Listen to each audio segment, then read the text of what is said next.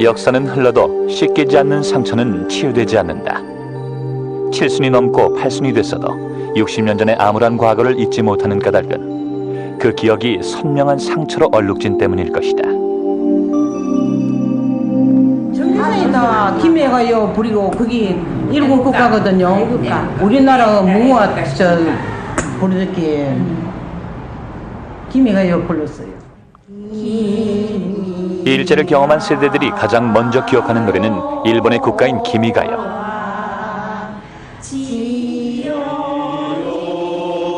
그러나 이들의 기억 어디에도 우리의 노래는 없다. 한국 음악이 조직적인 어떤 교육을 통해서 그 뿌리를 아주 처음부터 싹을 잘라버리는 그런 교육을 하게 됩니다.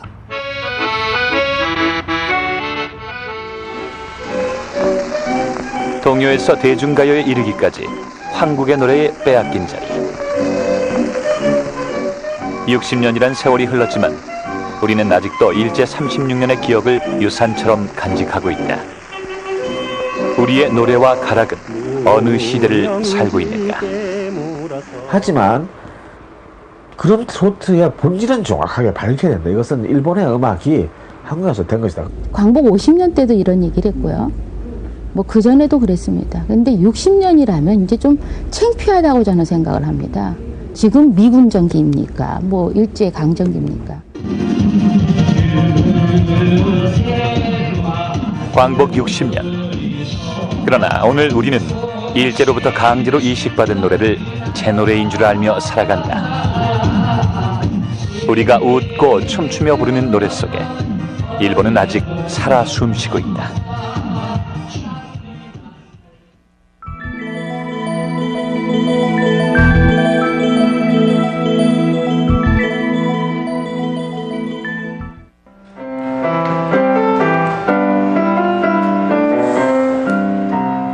서울의 한 초등학교 합창반 연습 시간. 아이들이 흥겹게 부르는 노래는 어른들에게도 익숙한 퐁당퐁당이다. 오랜 세월 초등학교 교과서에 빠짐없이 실려온 이 노래는 경쾌하고도 서정적인 멜로디로 아이들의 동심을 자극한다. 그러나 이 노래가 전형적인 일본식 장단과 음계로 구성된 노래임을 아는 사람은 몇이나 될까?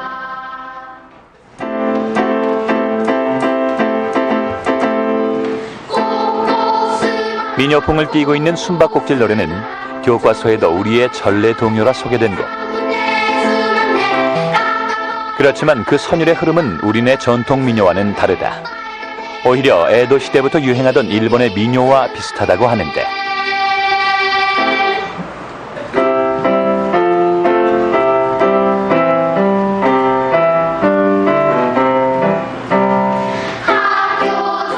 뿐인가? 반주만 들어도 노래가 절로 나올 만큼 학교종은 우리 아이들의 정서에 깊숙이 각인된 곡. 그런데 이 노래 또한 근대 일본 음악의 기본 음계인 요나누키 장음계를 차용한 곡이라고 한다. 이러한 도레미파솔라시도에서 이 파에 해당되는 것을 일본서 명치시대 때 요라고 그랬고요. 그 다음에 솔라시에서 시음을 나라고 그랬어요. 그것을 뺀다라고 하는 말이 일본말로 눕기죠. 그러면 요나 눕기 하면은 남는 음이 하나 둘 셋 넷 다섯 하나, 이게 오음 음계죠. 이게 요나 눕기 음계인데요. 이 요나 눕기 음계로 이루어진 일본 음악들이 많이 있죠. 그게 대부분이 근대 일본 음악인데, 그 중에서 가장 대표적인 것으로 우리가 일제강점기에 학규종을 비롯해서 여러 음악이 나왔는데요. 그 중에 하나가 예를 들어서 이러면은 바로 아까 말했던 파와 시를 뺀 일본식 음계로 이루어졌어요.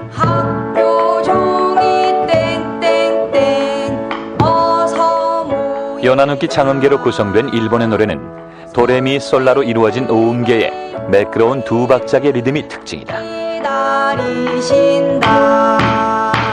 이것을 우리나라 풍으로 부른다면은 벌써 같은 음악적인 구조를 가질지라도 장단을 바꿔서 부르면은 우리나라 풍이 되는데요. 이걸 함께 우리 판소리 한 사람하고 함께 해보겠습니다.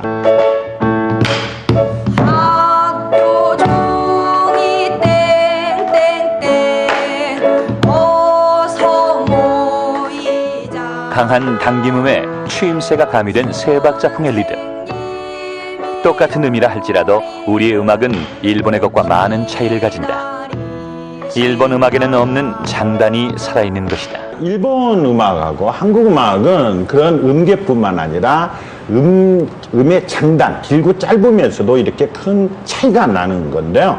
이것을 마치 요즘에도 우리가 비록 일제강점기 교육을 받았음에도 불구하고 민족적인 큰 그 저변에 이런 게 다 있죠. 그래서 활용될 수가 있는 거죠. 예를 들어서 진진문여소를 맞춰서 하면 어떻게 되냐면은 대한민국 착착착착착 대한민국 착착착착 4,700만의 붉은 악마들이 하루아침에 화라선처럼 이렇게 폭발할 수 있었던 것이 바로 민족적인 장단이기 때문에 그랬죠. 이처럼 일본과 한국이 달라 있는데요. 이 달라 있는 것을 우리는 일제강점기에 무려 36년 이상 강제화된 교육 속에서 일본풍으로 바뀌어졌던 것이죠.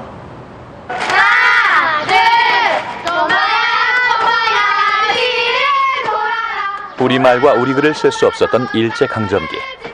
우리가락 특유의 세 박자 장단은 급속히 사라지기 시작했다. 그 자리를 차지한 것이 두 박자의 일본 음악. 지금도 그 흔적은 우리 아이들의 놀이동요에서 쉽게 찾아볼 수 있다.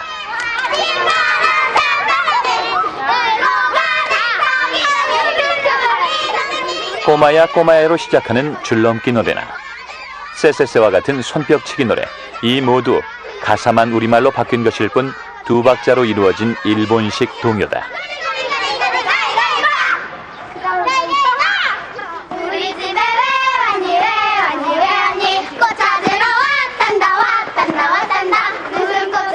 그것은 우리 집에 왜 왔니라는 노래를 비롯해 아이들의 술래놀이인 무궁화꽃이 피었습니다도 마찬가지.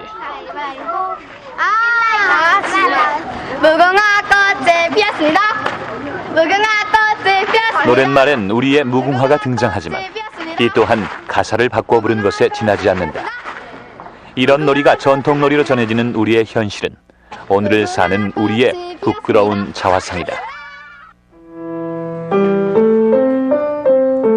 유명한 일본의 민요음계죠. 그런데 이걸 이 박자로 얹히면은 일본 사람들이 너무나 사랑하는 동요가 되죠. 그러니까 일본 동요는 하나 둘셋넷 둘둘 이런 풍은 전부 일본 동요가 어김없이 나타나는 거죠. 그것 중에 하나가 뭐가 있나요?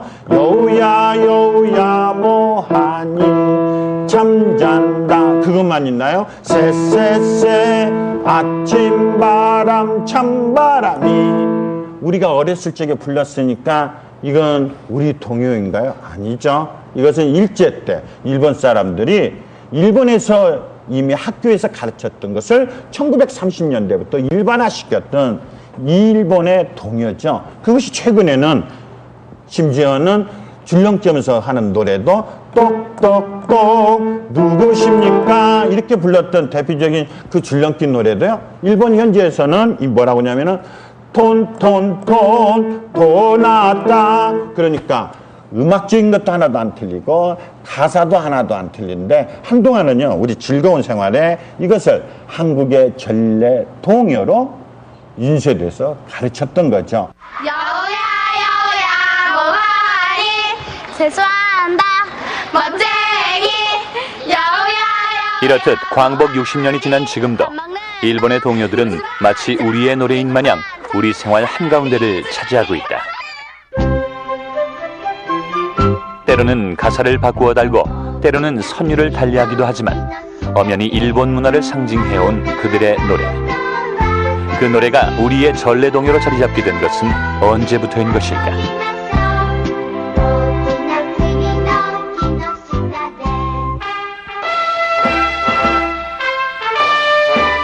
일본의 노래가 우리에게 전파된 시초는 19세기 말. 개항과 함께 국내에 일본 아동들을 위한 교육기관이 설립되던 때다. 당시 일본인 학교를 중심으로 창가가 유입됐고 놀이의 성격을 띠고 등장한 일본의 동요는 조선 아이들에게 급속히 파고들었다. 그러던 1910년 강제 합병이 되면서 일본은 조선의 교육에 손을 대기 시작한다. 그 중에서도 주력 분야였던 것이 문예와 음악. 그러니까 식민지를 만드는 방법은 여러 가지가 있겠습니다. 군사적인 침탈이 있을 거고 또 정치적인 침탈 있을 텐데 가장 그 중요한 게 문화적 침탈인 거죠. 그래서 그 민족이 가지고 있는 민족성, 민족 의식을 없애는 부분. 곧 그 부분은 독립운동이라든가 제발 항일운동의 어떤 그 정신과도 그 연결이 되기 때문에 그런 그 민족성을 말살하기 위한 그리고 일본의 대동아 공영권을 합리화시키고 또 한국 신민화를 시키는 곧 일본의 속국의 국민으로서 일본인화 시키려는 의도가 가장 강했던 겁니다. 합병을 당한 이듬해부터 교과서인 일본 국가인 기미가요가 실리기 시작했다. 나아가 일본은 일본 창가를 조선의 아이들에게 부르게 했다. 일본의 노래로서 조선의 혼과 정신을 말살하려 한 것이다.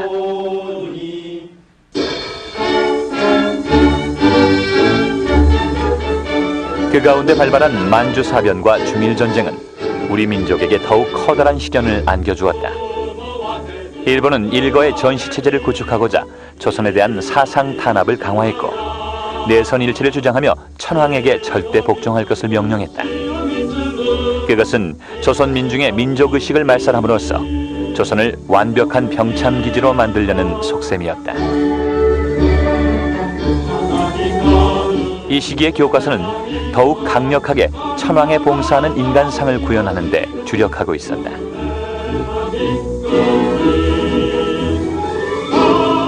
그러던 1941년 태평양 전쟁이 터지자 일본은 조선인도 일본 국민이라는 미명 아래 조선인을 전시체제에 동원한다.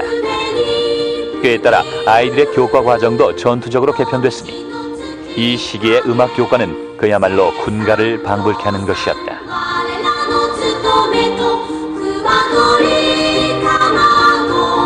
내선일체가 내선이랄 때 내자는 일본을 내지라고 그랬고 선은 조선의 선자란 말이에요. 그러니까 일본과 조선을 하나가 되어야 일본이 바라는 바에 대동아 공영권을 구축할 수가 있다고 생각을 했고 그 대동아 공영권의 가장 핵심적인 그런 정책을 교육으로 이루려고 했던 거죠. 그 중에 하나가 일본 국어 교육이죠. 이것을 가장 치열하게 전개를 했기 때문에 주로 선교사들의 학교에서는 성경 대신에 일본식 그런 수신 교과목을 두게 했고요. 또 선교사들이 했던 사립학교에서 찬송가 부르는 대신에 일본식 찬가 교육을 해서 그러한 찬송가와 말하자면은 성경을 교육시키지 않게 하고 대신 천황폐하의 수신 교과목하고 일본식 찬가 교육을 가장 치열하게 전개했던 것이 바로 교육 정책이었어요.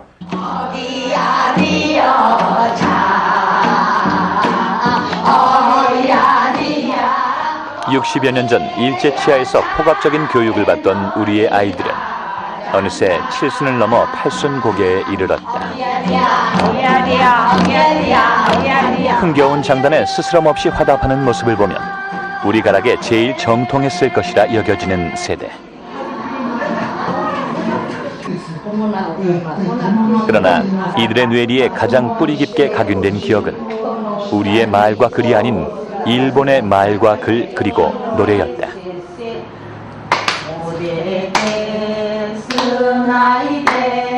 노미지로 유대가 민나 가와이 고도리 나때 우다에가 구두가 나르다. 그때 그 배우신 일본 노래 아직도 기억하십니까? 그럼요. 네.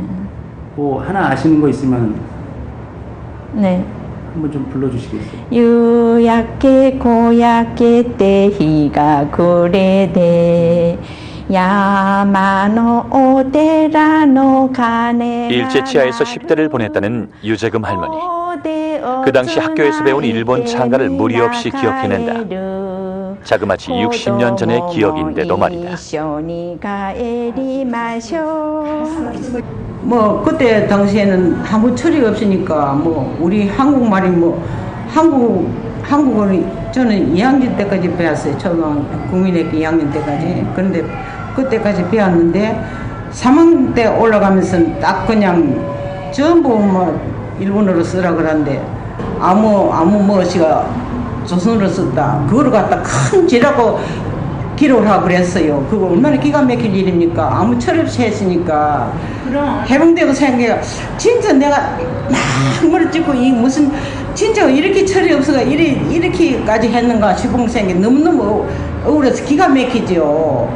해병될 때도 일본이 이해야 된다 하는 그 생각보다 없었으니까 일본 교육을 받았기 때문에. 한국말을 쓰면은 낙인이 찍혀갖고 선생님한테 누가 고자기를 하면은 기합을 받고 학교 그랬어요. 가기 전에는요? 학교 전에는 그건 없었지만 한국말로 하면 조생팅이라고 놀림을 받아요. 아예 그럼 어린이들이 부르는 한국 노래가 없었군요. 전혀 없어요. 월요일마다 조회 같은 거 했었나요? 월요일에는 아침마다 해요.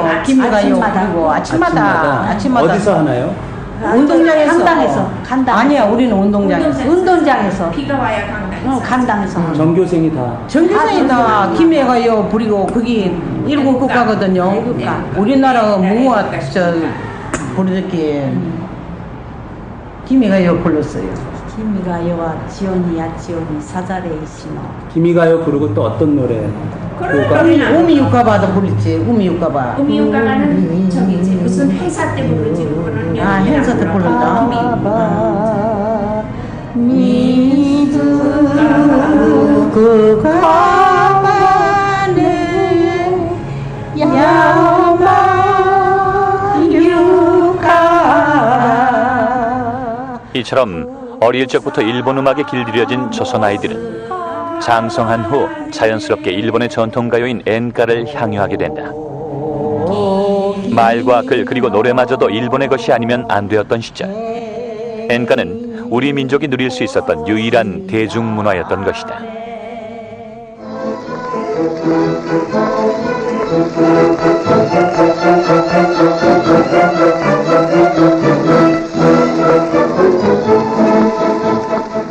일본의 엔카가 우리의 감성을 휩쓸던 바로 그 시기. 일제의 탄압 속에서 신음하던 우리의 전통음악은 서서히 조선 민중과 유리된 채 역사 속으로 멀어져 가고 있었다. 여기에 우리 민족의 통한이 있다. 우리가 그 일제를 거치면서 잃어버린 것 중에서 가장 큰 것은 우리 것에 대한 어떤 비하의 어떤 그런 감정을 갖게 됐다는 것. 그것은 일제가 조직적으로 정책적으로 지속적으로 노렸던 것이니까. 그러니까 조선의 문화라고 하는 것은 행편없는 것이다. 식민지의 문화는 멸시하는 어떤 이런 그 심리적인 어떤 그런 것 때문에 은연중에 우리나라 사람들이 우리 것에 대한 어떤 비하 감정이 생겨가지고 내 것에 대한 어떤 긍지감을 잃어버렸다는 것.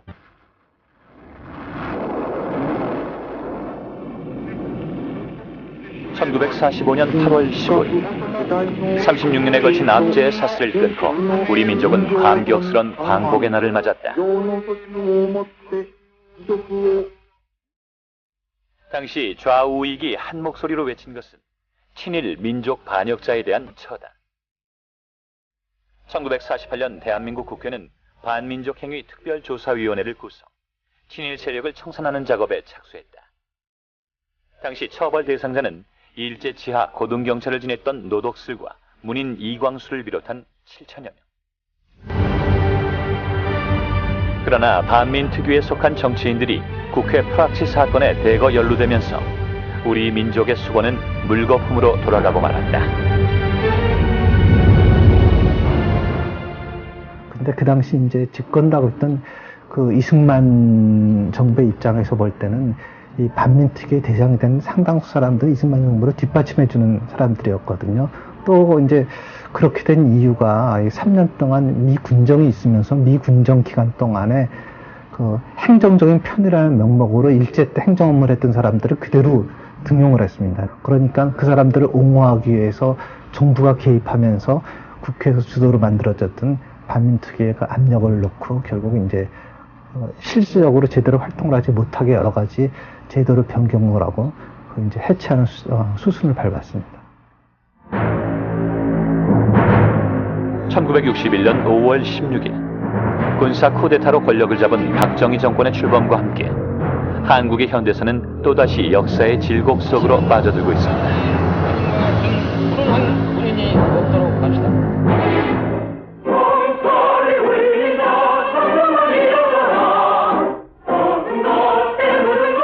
조국 근대화를 기치로 내건 박정희 정권은 대대적인 새마을 운동을 펼치며 대외적으로는 강력한 반공정부를 표방했다. 한미일 삼각안보 체제에 참여해 일본으로부터 자본을 끌어들이려 했던 것이다. KBS TV가 개국돼 방송문화 이 같은 수순 속에 일본과의 관계가 급진전되면서 우리 가요계에선 외색가요라는 비판의 부진을 면치 못하던 트로트가 서서히 기지개를 펴기 시작한다. 박정희 정권의 친일 정책에 힘입어 무서운 속도로 비상을 하게 된 것이다.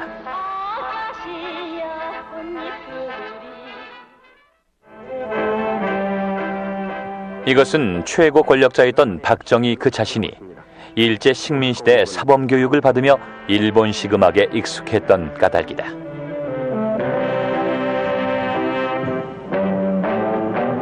(61년) 그 5.16 군사 쿠데타부터 시작한 어떤 제3공화국의 시점부터는 아무래도 그 일본군 장교 출신의 일본군 경력의 영향이 강한 그 당시 군부 엘리트들이 그 권력을 잡게 되면서 이 사회의 통념은 급격히 친일본적으로 흐르게 됩니다.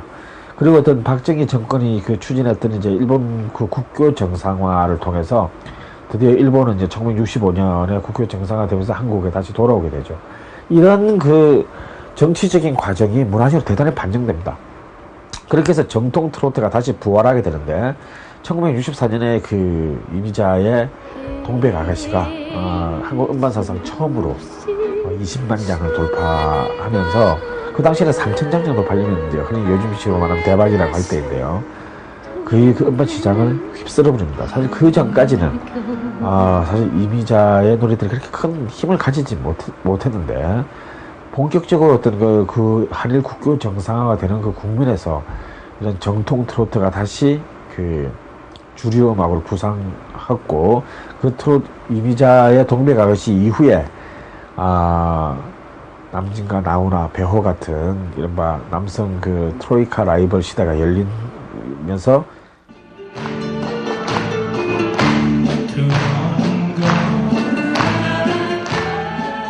그 뿌리를 일본의 엔가에 두고 있음에도 오늘날 트로트는 우리 민족의 전통가요로까지 추대받으며 폭넓은 인기를 얻고 있다.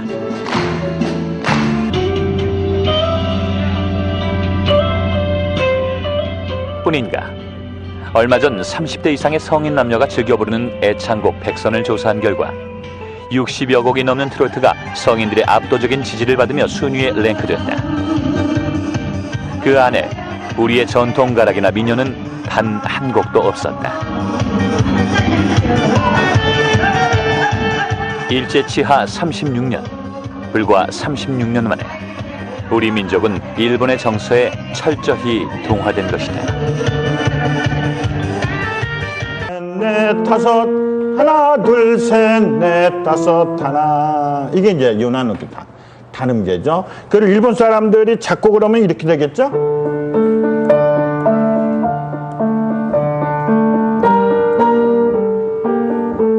일본 사람들이 너무나 사랑한다는 황성의 달이라는 곡이죠. 근데 이런 식으로 작곡만 하는 게 아니라 조금 전에 얘기했던 엔가로 대중가요로 작곡하는 게 바로 두박자풍이죠. 하나 이렇게 바로 엔가의 리듬이죠. 이것만 하게 되나요? 더 박자를 쪼갤 수도 있겠죠. 그리고 사이에다가도 이런 걸 넣겠죠. 벌써 이 정도만 돼도 우리 한국인들이 가슴이 뛴다고요. 한국에서 이러한 것을 왜 뽕짝이라고 했나요? 그것은 베이스 반주가 뽕, 고음 반주가 짝, 뽕짝, 뽕짝, 뽕짝 이런다고 해서 뽕짝이었던 거죠. 이런 것들이 우리한테 계속해서 일본풍으로 유행을 하기 때문에 1960년대는 외색가요라고 해서 금지시켰던 거죠. 그 중에 하나가 이런 게 있었죠.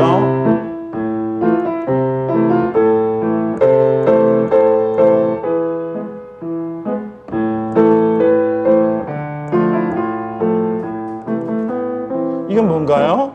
유명한 동백 아가씨죠. 그것이 70년대는 어떤 노래도 있나요?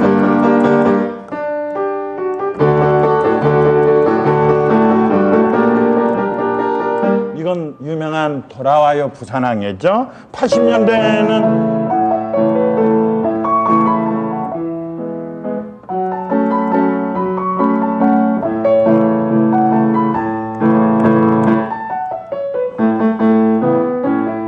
뭔가요? 비 내리는 영동교죠. 이것뿐만 아니라 90년대는 송대관의 네 박자도 있고 최근에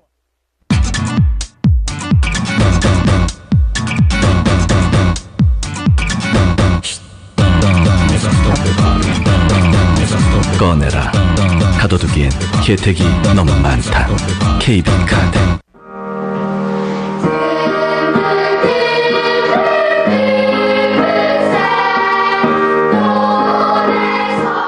서정적인 선율과 애수어린 노랫말. 그것은 암흑의 시대를 살던 우리 민족의 감성을 사로잡기에 충분했고 우리는 그렇게 일본의 음악 속으로 동화되어 갔다. 그 서글픈 역사의 한켠에 선 숱한 음악가들이 민족의 현실을 외면한 채 일본을 찬양하는 노래를 만들고 있었다. 오빠 생각의 작곡가 이원수와 섬집 아기를 지은 이흥렬. 안타깝게도 이들은 일제의 내선 일치를 지지했던 친일 음악가다.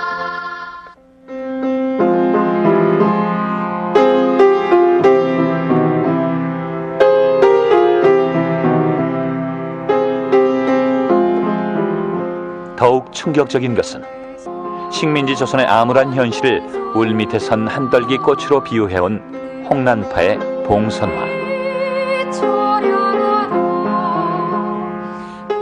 우리 민족의 심금을 울린 애잔한 노랫말과는 달리 봉선화는 총독부의 기관지였던 매일신보에서 일본의 허가 아래 합법적으로 불렸던 노래라고 한다. 이 노래가 진정 나라 잃은 조선의 서름을 상징한 것이라면 그것이 가능하기나 했을까? 봉선화가 가진 우리 민족음악의 또 민족음악의 가진 대표적인 정신적 또는 음악적 주제로 말할 수 있는가? 또 음계 자체도 상당히 보면 우리식이 아니죠. 예, 아니란 말이죠. 더구나 이 노래가 도쿄 히비야 공연에서 일본의 허락 속에서 불리해졌단 말입니다. 널리. 이런 저간의 사연들을 봤을 때 봉선화 노래가 애창되고 즐겨 부른 것은 사실이지만 우리 민족음의 어떤 대표성을 지닌 것을 파악하기에는 좀 더 논란의 여지가 있다. 더더구나 홍난파 자신이 한때는 수양동무회 사건에 가입해서 그 옥고를 치르기도 했습니다만 그 뒤에 전향을 합니다. 공개 전향. 하고 나서는 그 희망의 아침이라든지 이강수가 작사한 것 그것을 작곡하는 등 또 신의 음악 활동을 했었어요. 이런 점을 보자면 우리는 좀 그 봉선화라는 노래에도 좀 신중하게 우리가 재검토해 볼 필요는 있다. 1930년대 조선 총독부는 사상 통제를 목적으로 조선 내에 친일파를 육성했다. 그 대표적인 인물이 소프라노 김천애와 손목인 박시춘과 같은 음악계의 거두. 그 행적이 낱낱이 밝혀졌음에도 이들의 노래는 여전히 우리 민족의 노래로 미화되고 있는 실정이다.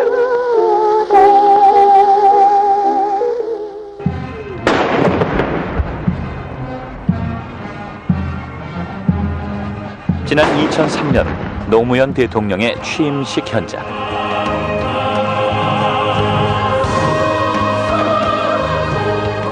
일반 시민들이 지켜보는 가운데 대통령의 취임을 축하하는 음악과 춤 사위가 펼쳐졌다.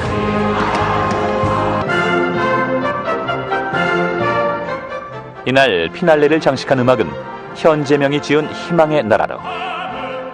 그러나 이 곡은 대표적인 친일 노래다. 당시 일본은 현재명에게 식민지였던 만주를 찬양하는 노래를 만들게 했는데 그 중에 하나가 희망의 나라로. 배를 저어 찾아가자는 희망의 나라는 해방조선의 미래가 아닌 일제의 대동아 공영권을 상징하는 것이다.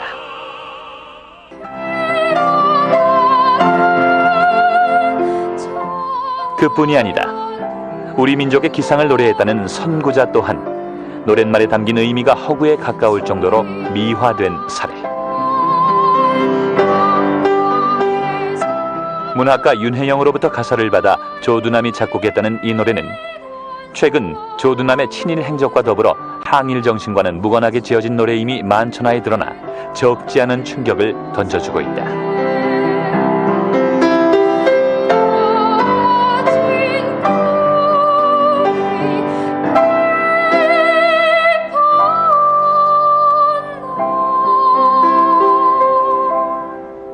이미 이 시기에 윤혜영이라는 사람은 친일 문학인으로 만주 유명했어요. 낙토만주라든지 만주 아리랑이라는 노래를 지어가지고 만주 건국 10주년에 현상 공모해서 최우수상을 받기도 합니다. 둘째는 조던남 선생님조차도 사실은 그 친일 음악을 작곡을 했단 말이죠. 몇 편이 있습니다. 그래서 우리가 알고 있는 민족 운동가로서의 그 윤혜영이라든지 민족 음악가의 조던남의 실체는 없었고 오히려 40년대 초에 그들은 오히려 함께 처음 그때 오히려 만나가지고 친일 음악 활동을 했다는 사실이 밝혀졌습니다. 그래서 이 선구자 노래 같은 경우에는 우리가 친일 음악이냐 아니냐보다 어떻게 해서 친일 음악인들 또 친일 예술인들이 해방 이후에 자기 자신을 민족 음악가로 변신을 한 과정들, 그 속에서 예술이 어떻게 악용되고 이용되는가를 보여주는 사례라고 말할 수 있습니다. 또 그런 만큼 우리들의 허탈함도 너무 크겠죠. 일제의 황민화 교육은 수천 년을 이어온 우리 민족의 음악적 감성을 단번에 바꾸어 놓았다.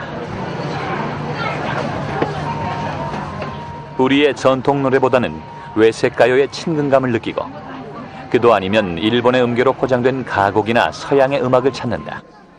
우리의 귀가 일본식 음악에 길들여져 있다는 얘기다. 조성모는 조용필이는 또 어디 있더라고.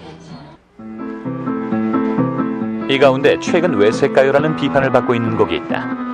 바로 우리 국민의 사랑을 한 몸에 받고 있는 노래 독도는 우리 땅.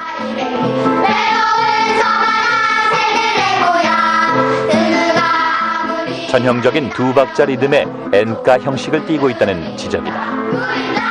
대표적인 곡이 이 곡이죠.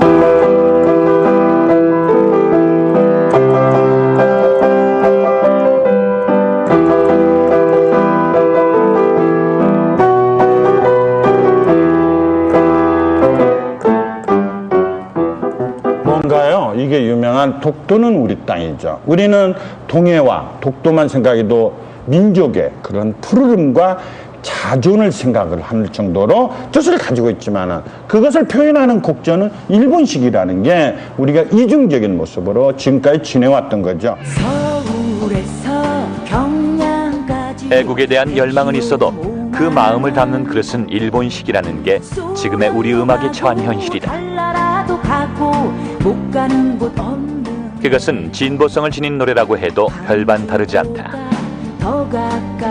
90년대 시위 현장에서 자주 불려졌던 서울에서 평양까지. 이 노래 역시 일본의 엔카 음계를 고스란히 따른 곡이라고 한다.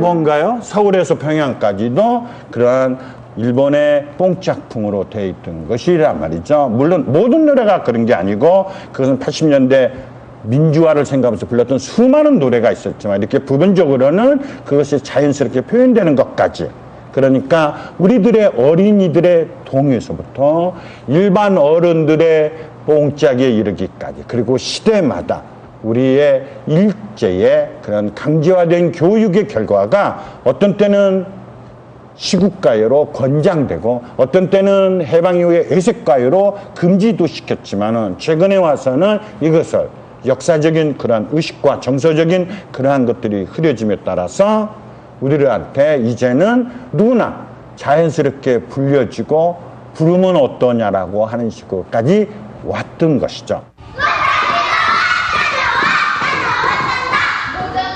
광복 60년이 지난 지금도 우리의 아이들은 일본의 노래를 부르며 성장해가고 있다.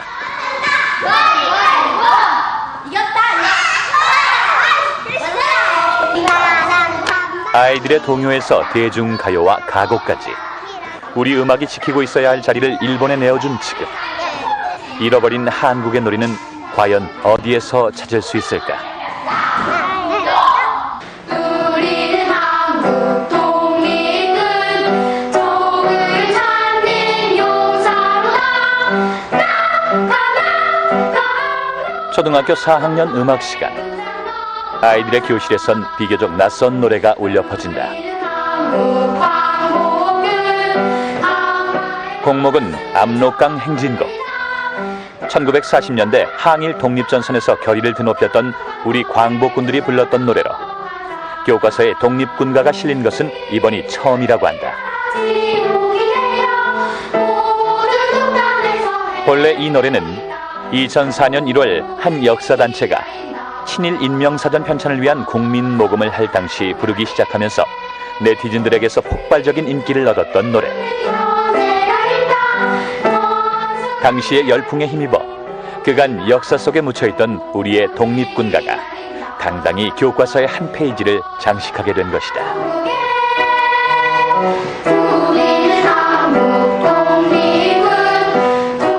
그동안 친일 음악인들의 노래나 외색 동요에만 익숙해왔던 우리의 아이들.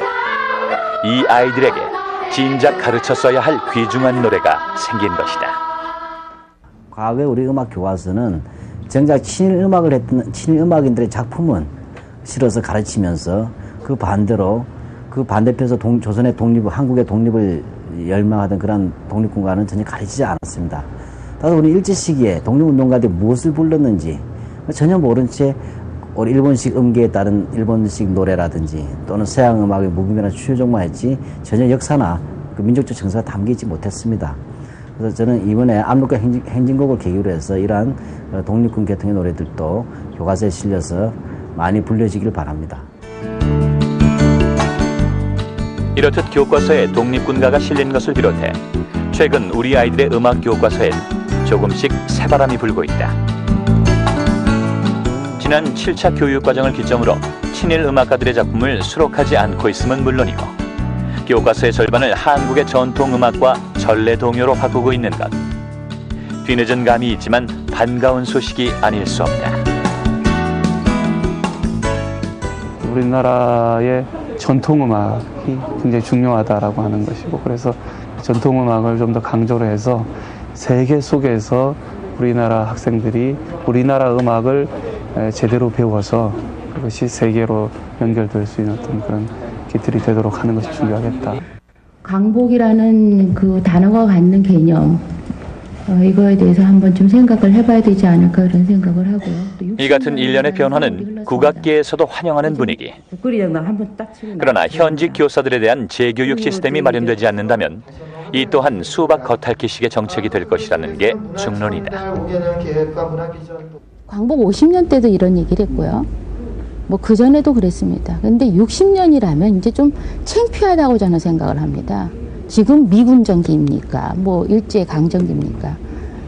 이럴 때 모든 문화를 사랑하시는 분들이 국악을 하든 국악을 하지 않든 연극을 하든 뭘 하든 간에 우리 음악을 해야 된다는 어떤 그런 의식이 있어야 된다고 봅니다. 얼마 전 파주에서 열린 교사들을 위한 국악연수. 학교 당국으로부터 마땅히 지원을 받아야 할 교육임에도 교사 개개인이 자비를 들여 강좌를 마련했다. 현재로선 이 같은 제도적 장치가 전혀 구비되어 있지 않기 때문이다.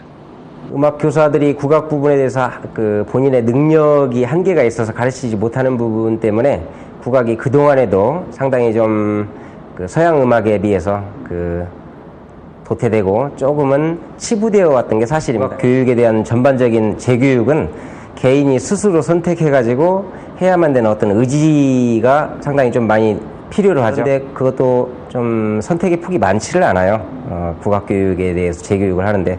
그래서 개인이 여러 군데 그 강의를 수소문해가지고 알아가지고 자비를 들여서 강의를 받는 경우. 이제 요즘에는 일부 학교에서 약간 지원을 해주는 그런 경우도 있습니다.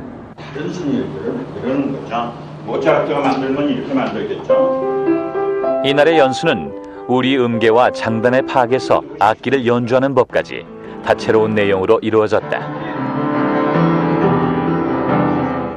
이것이 한시적인 강좌에 머물지 않기 위해선 학교와 정부 당국의 체계적인 지원이 밑받침되어야 할 것이다. 선율이라고 하죠. 이게 선율이죠. 선율이란다. 정책적으로 지원을 정부에서 해서 조직적으로 이게 이루어져야지 될 거로 봅니다. 예를 들어서 한국국악교육학회라든지 해서 중심이 돼가지고 또는 지금 한 5, 6개의 대학에서 국악과가 있는데 전국에 그 수십 년 그 교육을 통한 어떤 그 경험을 바탕으로 해서 그 대학에 중심을 두어서 교육을 좀 시킨다든지. 현대의 젊은이들은 국악을 흘러간 세대의 유산이라 여긴다. 그러나 그 세대는 일제 치하에서 국악을 체험조차 하지 못한 세대다. 우리 음악은 누구의 것인가?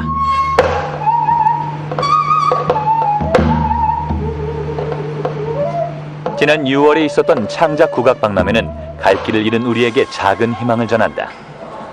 아이들의 시선을 한 몸에 모았던 이 코너는 국악이 다친 음악이 아님을 여실히 확인시켜준 자리였다.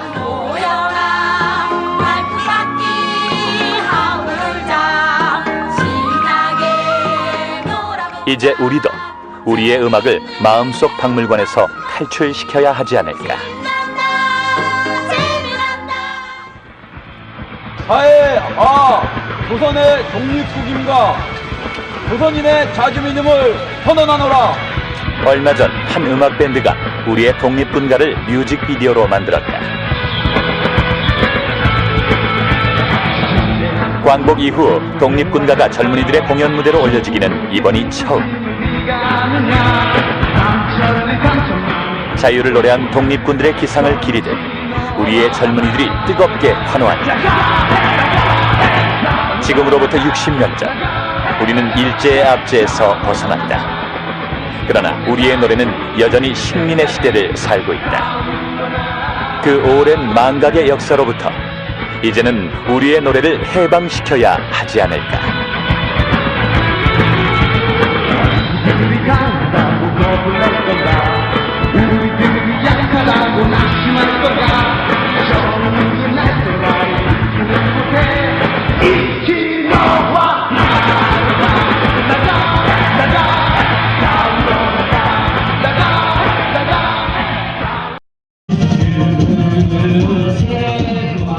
광복 60년. 그러나 오늘 우리는 일제로부터 강제로 이식받은 노래를 제 노래인 줄 알며 살아간다. 우리가 웃고 춤추며 부르는 노래 속에 일본은 아직 살아 숨쉬고 있다.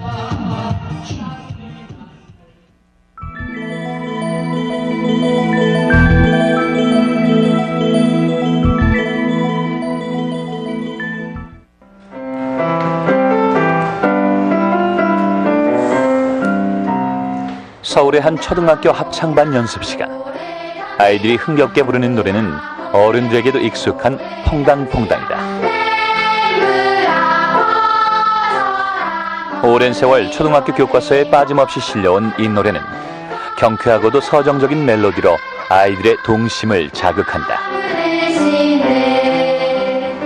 그러나 이 노래가 전형적인 일본식 장단과 음계로 구성된 노래임을 아는 사람은 몇이나 될까?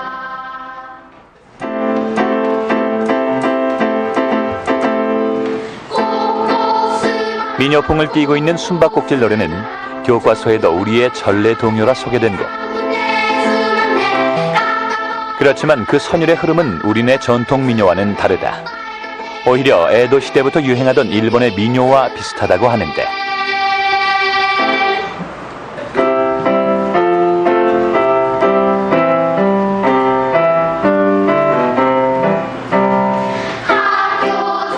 뿐인가?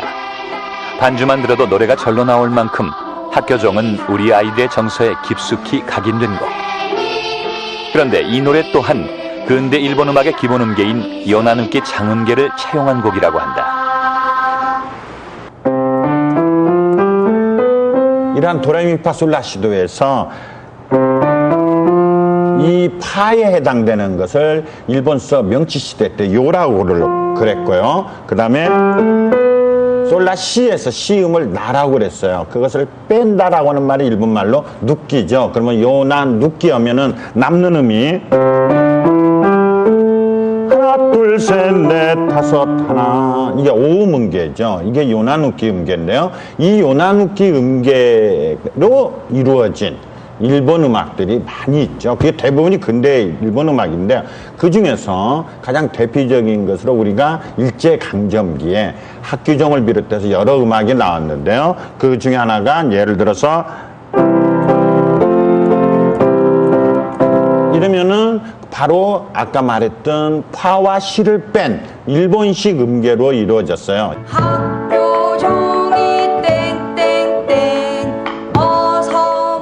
요나누키 장음계로 구성된 일본의 노래는 도레미 솔라로 이루어진 오음계의 매끄러운 두 박자의 리듬이 특징이다.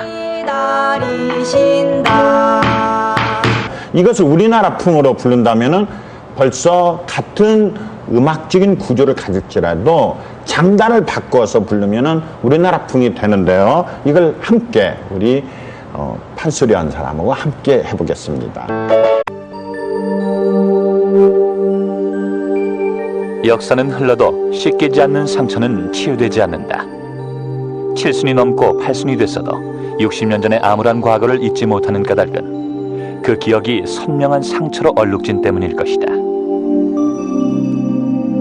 정선이다 김해가요 부리고 거기 일곱 국가거든요. 우리나라 무화 부르듯이 김해가요 불렀어요. 일제를 경험한 세대들이 가장 먼저 기억하는 노래는 일본의 국가인 기미가요.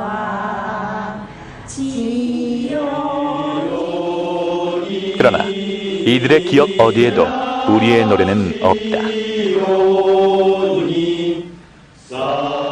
한국 음악이 조직적인 어떤 교육을 통해서 그 뿌리를 아주 처음부터 싹을 잘라버리는 그런 교육을 하게 됩니다.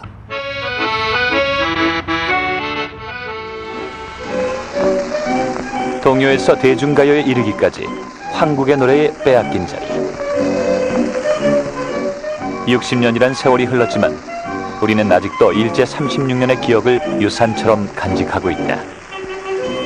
우리의 노래와 가락은 어느 시대를 살고 있는가? 하지만 그럼 트로트의 본질은 정확하게 밝혀야 된다. 이것은 일본의 음악이 한국에서 된 것이다. 광복 50년 때도 이런 얘기를 했고요. 뭐 그전에도 그랬습니다. 근데 60년이라면 이제 좀 창피하다고 저는 생각을 합니다. 지금 미군 정기입니까? 뭐 일제 강점기입니까?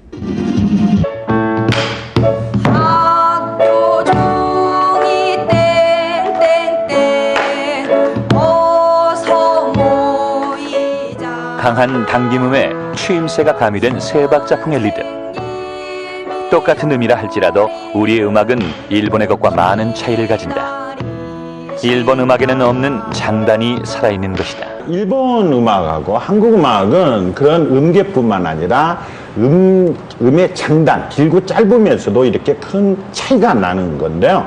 이것을 마치 요즘에도 우리가 비록 일제 강점기 교육을 받았음에도 불구하고 민족적인 큰 그 저변에 이런 게 다 있죠. 그래서 활용될 수가 있는 거죠. 예를 들어서 진진문여서를 맞춰서 하면 어떻게 되냐면은 대한민국 착착 착착 착 대한민국 착착 착착 4,700만의 붉은 악마들이 하루아침에 화라선처럼 이렇게 폭발할 수 있었던 것이 바로 민족적인 장단이기 때문에 그랬죠.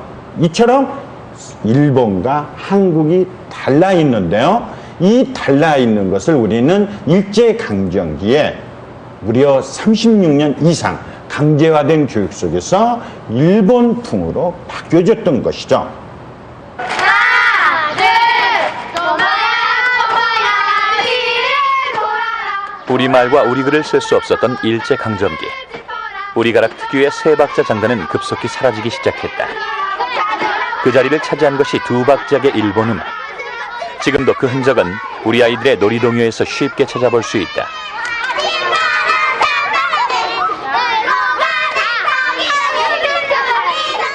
꼬마야 꼬마야로 시작하는 줄넘기 노래나 쎄쎄쎄와 같은 손뼉치기 노래, 이 모두 가사만 우리말로 바뀐 것일 뿐 두 박자로 이루어진 일본식 동요다.